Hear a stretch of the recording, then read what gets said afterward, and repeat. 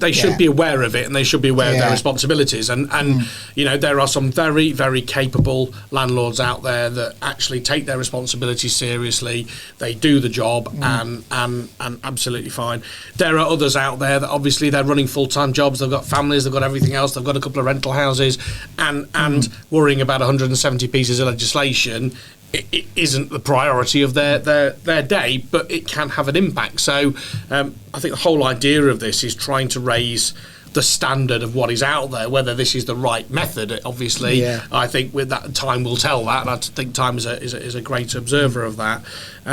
But you tie that in as well with things like, obviously the number of cases now which will start going to court where you're not using a Section 21. So you've also, on the back of that, you're going to have to see court reforms. We would like a housing court. That's what we've championed, because that becomes a specialism that deals with it. Everybody knows at the moment, if you are a tenant and you're going to court, you sit there because they will give you further time at the property. Very rarely will you be kicked out straight away. So, all of that process, if you're dealing with one side of the transaction, I think you have to deal with the other side as well. It has to be robust and it has to be fit for purpose. And interestingly that must be, I might be overthinking this, but this must be good news for letting agents, because if I was a landlord thinking, hang on a minute, I'm self-managing, I don't know the 170 pieces of legislation, which technically, if a tenant makes a complaint against me, I'm going to fall foul when Sean gets hold of it. Yeah, I would rather offset that, even though I'm ultimately responsible, as you said earlier, Nathan. I'd rather say, hang on a minute, I'm not the expert. Can I give it over to a Propertymark agent who, at least I can go back when they mess it up and say, hang on a minute.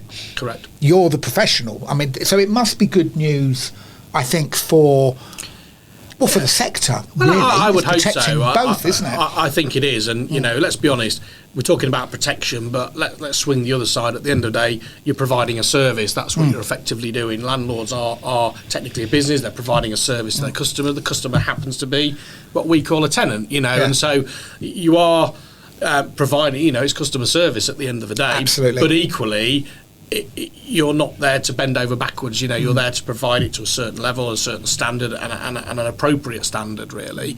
And so long as you're providing that accommodation to that standard, and you're legally compliant, and you're doing the things that you need to do, you should be okay.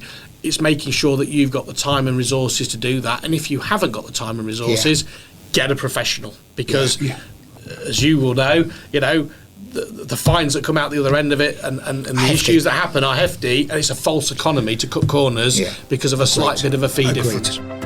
You're watching The Property Cast, powered by the award-winning Total Landlord Insurance.